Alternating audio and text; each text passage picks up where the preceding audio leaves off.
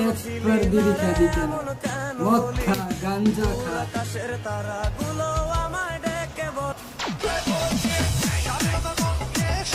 সাইয়ে সাইয়ে বাহ, তো একবার পুরো হয়ে গেলে বিড়ি করবি কি ভাই?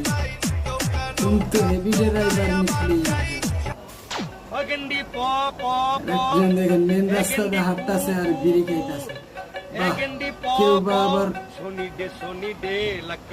বিল্ডিং এর চিপায় গিয়ে বিড়ি খাইতাছে। বিড়ি খাওয়ার ট্রেন্ড পড়ে গেছে। তুমি বদলে সাইয়ে